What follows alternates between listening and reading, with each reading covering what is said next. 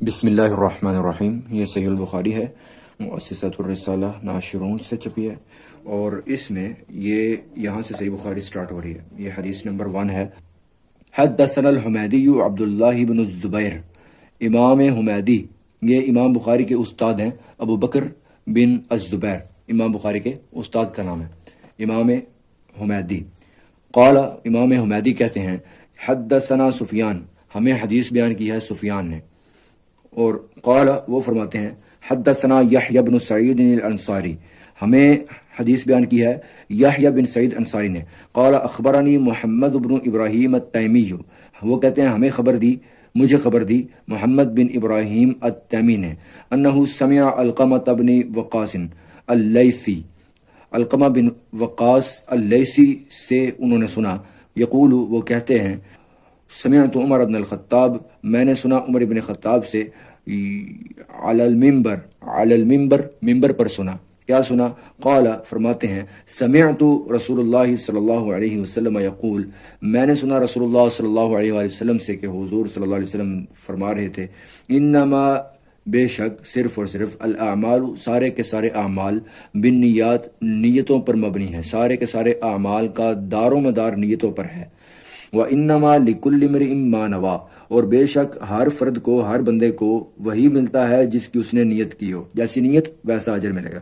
فَمَنْ كَانَتْ هِجْرَتُهُ إِلَىٰ دُنْيَا يُصِيبُهَا، بس جس کی تھی ہجرت دنیا کی طرف، دنیا کے کسی کام کے لیے اس نے ہجرت کی، يُصِيبُهَا وہ اس کو پالے گا، أَوْ إِلَىٰ امْرَأَةٍ یا پھر کسی عورت کی طرف اس نے ہجرت کی، يَنْكِحُهَا جس سے وہ نکاح کرنا چاہتا ہے، فَهِجْرَتُهُ إِلَىٰ مَا هَاجَرَ إِلَيْهِ تو پھر اس کی ہجرت اسی کی طرف ہی ہوگی جس کی طرف اس نے ہجرت کی ہے، پھر اللہ رسول کی طرف نہیں بنے گی۔ اللہ رسول کی طرف جس نے ہجرت کی وہ اللہ رسول کی طرف ہی ہوگی، فَهِجْرَتُهُ إِلَىٰ مَا ہَاجَرَ إِلَيْهِ تو پھر اس کی ہجرت اسی کی طرف ہی ہوگی جس کی طرف اس نے ہجرت کی ہے۔ یہ صحیح بخاری کی پہلی حدیث ہے، یعنی نیت پر ڈیپینڈ کرتا ہے، ہجرت کی ہجرت ہی ہے، لیکن اگر عورت کے لیے کی ہے یا دنیا کے کام کے لیے ہجرت کی ہے تو پھر وہ اس کے لیے ہے، لیکن اگر اللہ اور اس کے رسول کے لیے ہے تو پھر وہ اللہ اور اس کے رسول کے لیے ہے۔ یہی حدیث آگے مزید بھی آئے گی 54 نمبر پر، وہاں پر بھی اور دیگر بھی جگہ پر یہی حدیث موجود ہے۔ صحیح مسلم۔ اب اس کی فرسٹ حدیث پڑھتے ہیں۔ اس میں یہ پہلی سند ہے، اس ایک سند کے اندر ہی 2 سندیں ہیں، ایک یہاں تک سمرہ بن جندب صحابی فرما رہے ہیں، دوسری حضرت مغیرہ بن شعبہ فرما رہے ہیں، دونوں کہتے ہیں کہ رسول اللہ صلی اللہ علیہ وسلم نے فرمایا۔ کیا فرمایا؟ یہ اوپر حدیث کا متن ہے، یہاں پر دوسری اسی کی بعد میں سندیں لا رہے ہیں۔ اب حدیث سنیے گا۔ رسول اللہ صلی اللہ تعالیٰ علیہ وآلہ وسلم نے کیا ارشاد فرمایا؟ من حدث عنی بحدیث، جس نے میری طرف لگا کے کوئی حدیث بیان کی، کوئی بات بیان کی میرا نام لے کر، یرا انہ کذب، اور وہ پتا تھا اس کو، وہ دیکھ رہا تھا کہ یہ ہے جھوٹ ہے، فہو احد الکاذبین تو پھر وہ جھوٹوں میں سے آئے گا۔ ٹھیک ہے، تو یہ رسول اللہ صلی اللہ علیہ وسلم کی طرف کوئی ایسی بات جس کا پتہ ہو کہ اس کی سند صحیح نہیں ہے اور اس کا راوی کذاب ہے، تو ایسی بات کو رسول اللہ صلی اللہ علیہ وسلم کی طرف نسبت کرنا ہی جائز نہیں ہے۔ یہ ہے حدیث کی کتاب سنن نسائی شریف ہے۔ اس میں اچھا یہاں سے ایک بات ذہن میں رکھ لیجئے گا کہ حدیث کی ان سب کتابوں میں ایک ہی حدیث سن کر کوئی فیصلہ نہیں کیا جا سکتا۔ میں آپ کو اس کی مثالیں بھی انشاءاللہ دیتا رہوں گا ساتھ ساتھ۔ ایک ہی حدیث آج مطلب پہلی حدیثیں بیان کر رہا ہوں نا، تو آپ انہی کو کل سمجھ کر اور سب کچھ اسی کے اندر جو ہے وہ آپ سمجھ لیں کہ انحصار اسی ایک روایت پر ہے۔ آپ نے ساری احادیث کو دیکھنا ہے، تب جا کے آپ کو کم آپ کا سیٹ ہوگا۔ یہاں سے ابھی آپ سنن نسائی کی احادیث دیکھیے گا۔ یہ امام نسائی نے باب قائم کیا ہے، پہلے تو چیپٹر کا نام ہے کتاب الطہارہ، طہارت کا بیان، پاکیزگی کا بیان۔ اس کے تحت لکھتے ہیں تاویل قولہ عز وجل، اللہ تعالیٰ نے یہ جو فرمایا نا اذا قمتم الی الصلاۃ، جب تم نماز کے لیے کھڑے ہونے کا ارادہ کرو، فاغسلوا وجوہکم وایدیکم الی المرافق، تو دھو لو اپنے چہروں کو اور اپنے ہاتھوں کو کونیوں سمیت۔ یہ جو آیت ہے امام نسائی نے یہ آیت بیان کر کے کہتے ہیں تاویل، اس کا معنی بیان ہو رہا ہے۔ آگے حدیث لائے ہیں، اخبرنا قتیبۃ بن سعید قال حدثنا سفیان عن الزہری عن ابی سلمۃ عن ابی ہریرہ، حضرت ابو ہریرہ رضی اللہ تعالیٰ عنہ صحابی رسول، ان سے روایت ہے، ان النبی صلی اللہ علیہ وسلم، رسول اللہ صلی اللہ تعالی وسلم قال فرمایا، اذا استيقظ احدکم من نومہ، جب تم میں سے کوئی بندہ اپنی نیند سے بیدار ہو، جاگے، تو فلا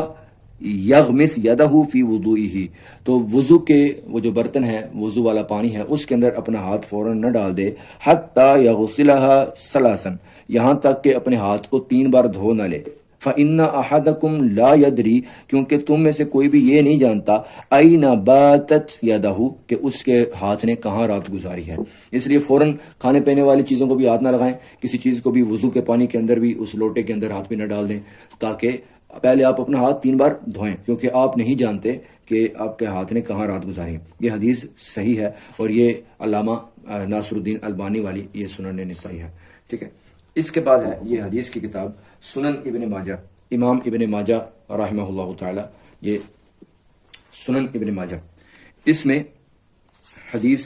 پہلی میں بیان کرنے کی کوشش کرنے لگا ہوں، اللہ تعالیٰ قبول بھی فرما لے۔ یہ مقدمۃ المؤلف ہے، یہاں پر امام ابن ماجہ رحمۃ اللہ تعالی علیہ حدیث لا رہے ہیں۔ بسم اللہ الرحمن الرحیم، کتاب شروع ہو رہی ہے، وصلی اللہ وسلم علی سیدنا محمد وآلہ وصحبہ ومحبیہ، حضور سے محبت کرنے والے، حضور کے صحابہ، حضور کی آل اور خود حضور پر سلام ہو اور درود ہو اللہ کا۔ باب اتباع سنت رسول اللہ، رسول اللہ صلی اللہ تعالیٰ علیہ وآلہ وسلم کی سنت کی پیروی کرنا، صلی اللہ علیہ وسلم۔ آگے صحیح حدیث ہے، حدثنا ابو بکر بن ابی شیبہ قال حدثنا شریک عن الاعمش عن ابی صالح عن ابی ہریرہ رضی اللہ تعالی عنہ قال قال رسول اللہ صلی اللہ علیہ وآلہ وسلم، رسول اللہ صلی اللہ علیہ وآلہ وسلم نے ارشاد فرمایا کہ ما امرتکم بھی، جس کا میں تمہیں حکم دوں کرنے کا، فخذوہ، تو اس کو کرو، اس کو تھام لو، پکڑ لو، وما نہیتکم عنہ، جس سے میں تمہیں روکوں، منع فرماؤں، فانتہوا، تو باز رہنا، پھر وہ کام نہیں کرنا۔ یہ رسول اللہ صلی اللہ علیہ وسلم کا فرمان ہے۔ اچھا، یہ قرآن کی آیت میں بھی ہے، سورہ حشر میں، جس میں آتا ہے نا ما آتاکم الرسول فخذوہ وما نہاکم عنہ فانتہوا، وہ آیت میں بھی ہے۔ تو یہ اس کی پہلی حدیث ہے سنن ابن ماجہ کی، ٹھیک ہو گیا، یہ بھی حدیث بالکل صحیح ہے۔ اس کے بعد یہ حدیث کی بڑی مین کتاب ہے جامع ترمذی، ترمذی میں بھی پہلی حدیث اس کی بھی میں پڑھنے لگا ہوں۔ بسم اللہ الرحمن الرحیم، کتاب الطہارۃ عن رسول اللہ صلی اللہ علیہ وآلہ وسلم، رسول اللہ صلی اللہ تعالیٰ علیہ وسلم سے جو طہارت کے بارے میں احادیث آئی ہیں ان کا بیان۔ باب ما جاء لا تقبل الصلاۃ بغیر طہور، فرمایا کہ یہ چیپٹر، یہ باب، یہ عنوان اس بارے میں ہے کہ جو احادیث اس بارے میں آئی ہیں کہ نہیں قبول کی جائے گی نماز بغیر طہارت کے۔ صحیح حدیث ہے، حدثنا قتیبۃ بن سعید قال اخبرنا ابو عوانۃ عن سماک بن حرب، یہ یہاں تک سماک تک پہلی حدیث ہے، پہلی سند ہے۔ اب دوسری سند آ رہی ہے، وحدثنا حناد، ٹھیک ہے، یہاں پر پہلے امام ترمذی کو بتایا تھا قتیبہ بن سعید نے، اور دوسری سند میں حناد نے بتایا، قال حدثنا وقیع، انہوں نے کہا ہمیں بتایا وقیع نے، عن اسرائیل عن سماک، یہاں سماک تک پھر سے سند آ گئی، دو واسطوں کے ساتھ سماک سے یہ بات آ رہی ہے۔ اب حدیث کیا ہے، عن مصعب بن سعد، یہ سماک آگے روایت کر رہے ہیں مصعب بن سعد سے، یہاں آ کے دونوں سندیں ایک ہو جاتی ہیں، چین دونوں کی مل جاتی ہے مصعب بن سعد پر۔ وہ روایت کر رہے ہیں عن ابن عمر، حضرت عبداللہ بن عمر رضی اللہ تعالیٰ عنہ، حضرت عمر فاروق رضی اللہ تعالیٰ عنہ کے صاحبزادے، ان سے روایت کر رہے ہیں عن النبی صلی اللہ علیہ وآلہ وسلم، کہ رسول اللہ صلی اللہ علیہ وسلم نے فرمایا، قال، فرمایا، یہاں سے لفظ مٹا ہوا ہے، لا آتا ہے، لا تقبل الصلاۃ بغیر طہور ولا صدقۃ من غلول، کہ نہیں نماز قبول کی جاتی بغیر طہارت کے، بغیر پاکیزگی کے، اور نہ ہی صدقہ جو کہ ہو غلول، مطلب دھوکے سے جو ہوتا ہے نا، بندے نے چوری کی تھی تو چوری کر کے مدرسہ بنا دیتا، ٹھیک ہے، ایسا صدقہ بھی قبول نہیں کیا جاتا۔ قال حناد فی حدیثہ الا بطہور، وہ کہتے ہیں کہ حناد والی جو سند ہے نا پیچھے، اس حناد والی سند میں لفظ تھا الا بطہور، یہاں تھا نا بغیر طہور، وہ کہتے ہیں دوسری چین میں لفظ ہے الا بطہور۔ اب آپ حساب لگائیں امام ترمذی کی دیانت کا، اور کتنی وہ احتیاط کر رہے ہیں حضور کے بیان کردہ لفظوں میں۔ وہ کہتے ہیں کہ قتیبہ بن سعید نے ہمیں بتایا کہ ہمیں ابو عوانہ نے بتایا، اور وہ روایت کر رہے ہیں سماک سے۔ اس چین کے ساتھ جو لفظ آئے ہیں وہ یہ ہیں، لا تقبل صلاۃ بغیر طہور، لیکن دوسری جو حناد نے ہمیں بتایا اس نے وکیع سے، وہ اسرائیل سے، وہ سماق سے، اس چین کے ساتھ جو ہم تک روایت آئی ہے نا، ان لوگوں نے یہ روایت سنائی ہے الا بطہور، بغیر طہور، سوائے پاکیزگی کے، الا بطہور، سوائے پاکیزگی کے۔ حالانکہ دونوں کا مطلب ایک ہی تھا، لیکن حضور صلی اللہ علیہ وسلم کے الفاظ کو لکھنا ہے تو یہ ساتھ بتانا لازم ہے کہ کون سا لفظ کس راوی نے کس سند کے ساتھ بیان کیا ہے سارا۔ ھذا الحدیث، یہ حدیث، اصح، زیادہ صحیح ہے، شیئن فی ھذا الباب و احسن، اور سب سے بہترین، سب سے حسن اور سب سے صحیح حدیث ہے اس چیپٹر کے اندر کہ نماز قبول نہیں کی جاتی بغیر پاکیزگی کے، یہ حدیث سب سے بہترین ہے۔ آگے اس کے راویوں کا امام ترمذی تعارف کروا رہے ہیں، یہ ایک پہلی بار آج بتا دیتا ہوں، اس کے بعد راویوں کا تعارف پر زیادہ بحث نہیں کروں گا۔ وفی الباب عن ابی الملیح، اور اسی باب میں روایت ہے ابو الملیح سے، عن ابی ہی، وہ اپنے باپ سے روایت کر رہے ہیں،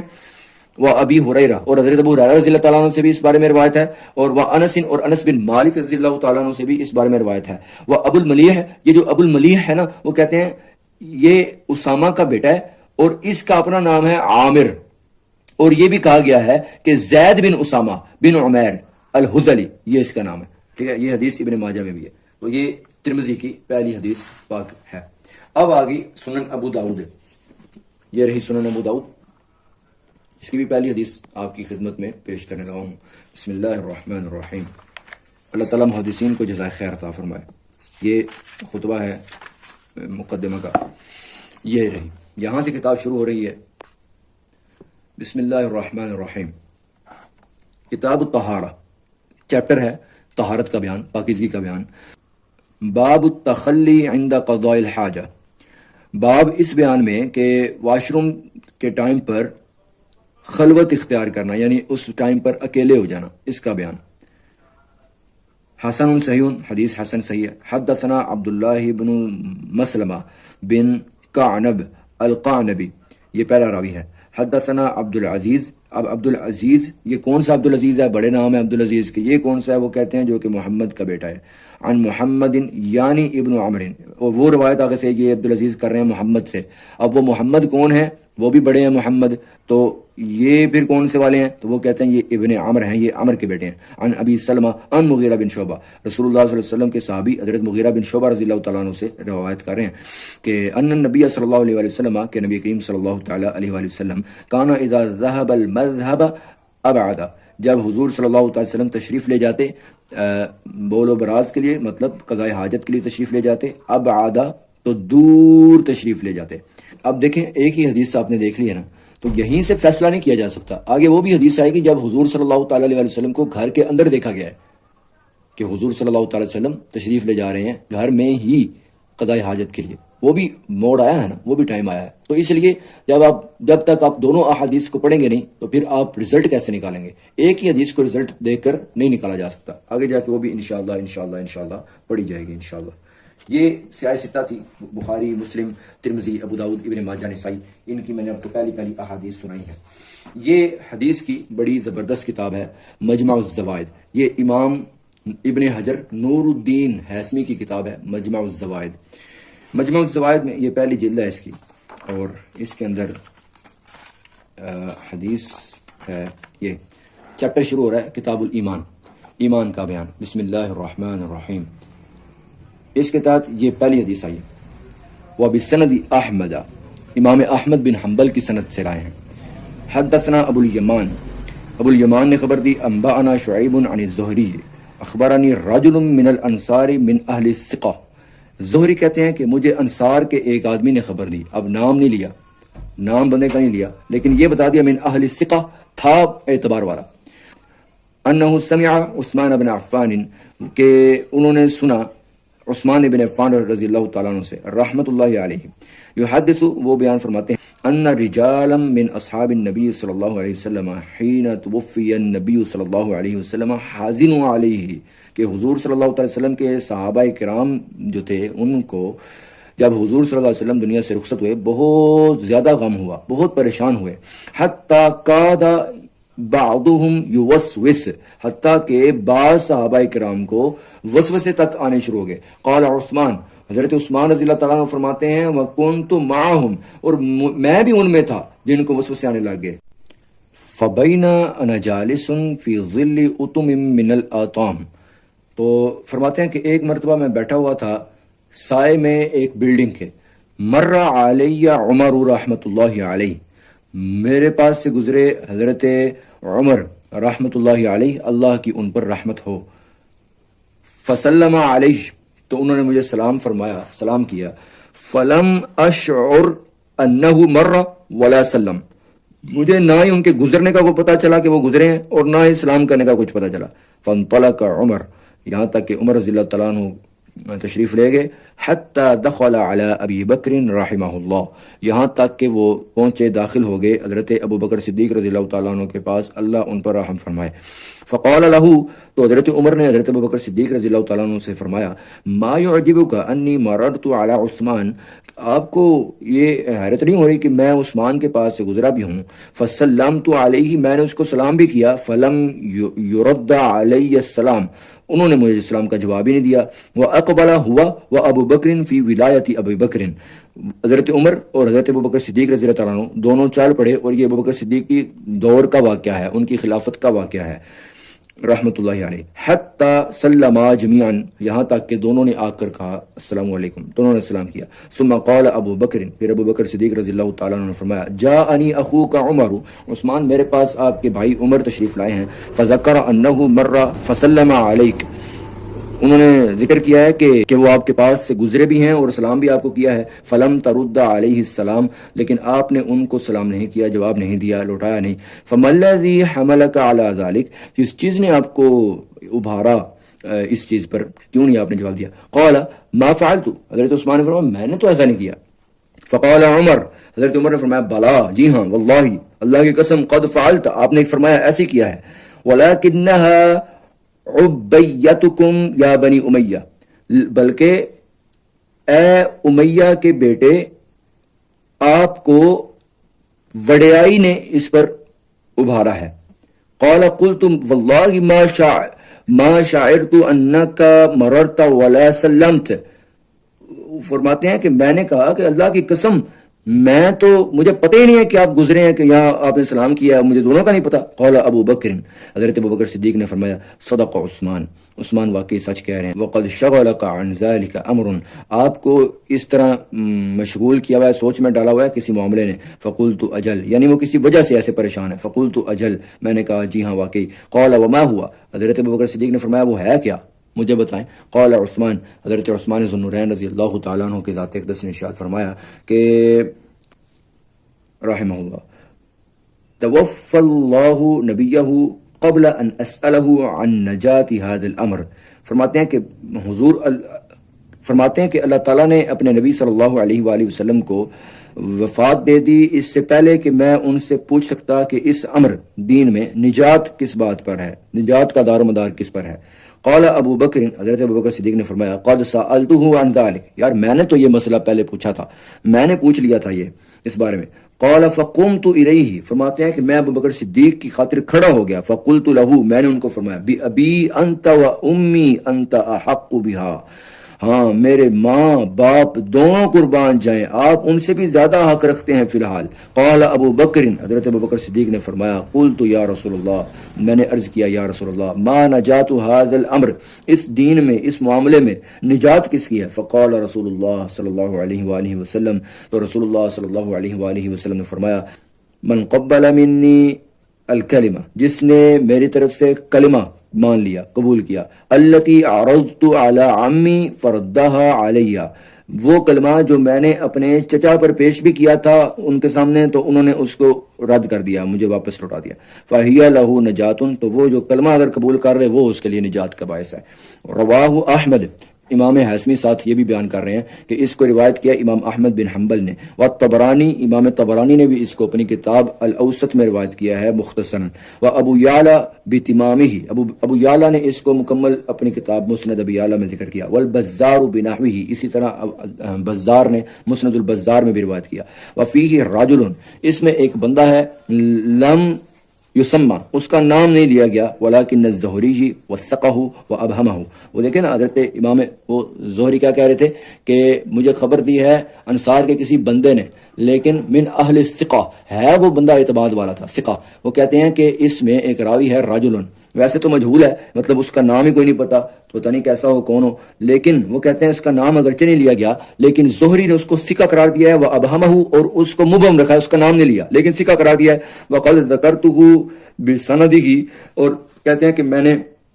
اس کو ذکر کیا ہے اس سند سے، حتی لا ابتدی الکتاب بسند منقطع، تاکہ میں اپنی کتاب کو کسی منقطع سند کے ساتھ یا ضعیف سند کے ساتھ سٹارٹ نہ کروں، تو اس لیے میں نے اس حدیث سے اپنی کتاب کا آغاز کیا۔ یہ ہے جی حدیث کی کتاب مشکات المصابیح،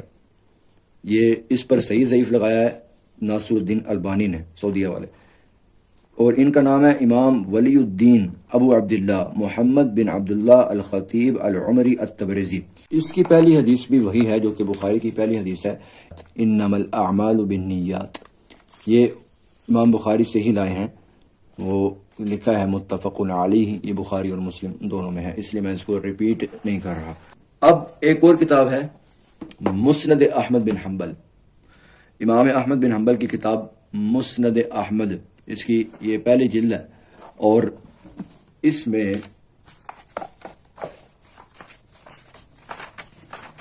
یہ مسند الخلفاء الراشدین،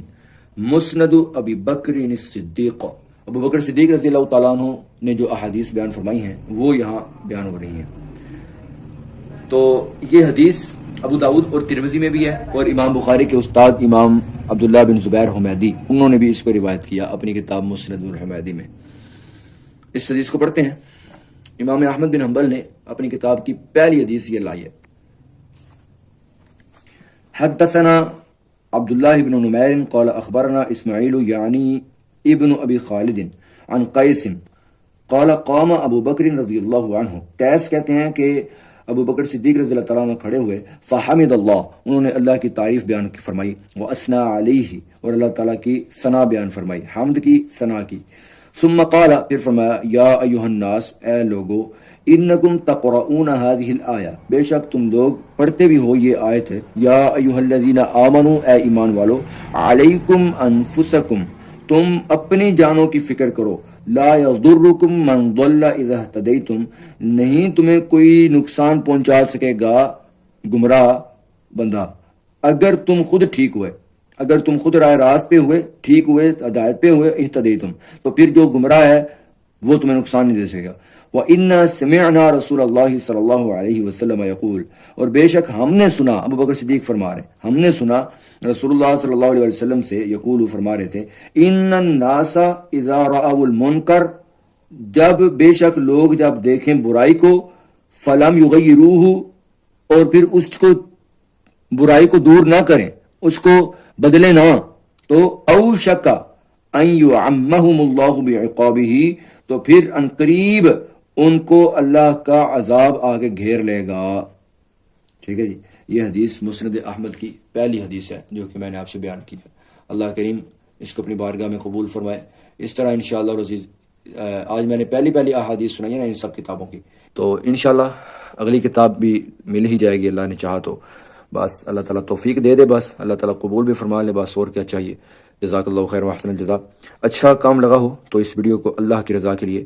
لائک کریے گا، کمنٹس اچھے کیجیے گا، دوسروں تک اس کو لازمی پہنچائیے گا، جو بات غلط لگی ہو وہ اس پر اصلاح بھی کر دیجیے گا۔ میں کوئی عالم تو نہیں ہوں، میرے آقا صلی اللہ تعالیٰ علیہ وآلہ وسلم کی احادیث کے شوق اور ذوق میں رہتا ہوں،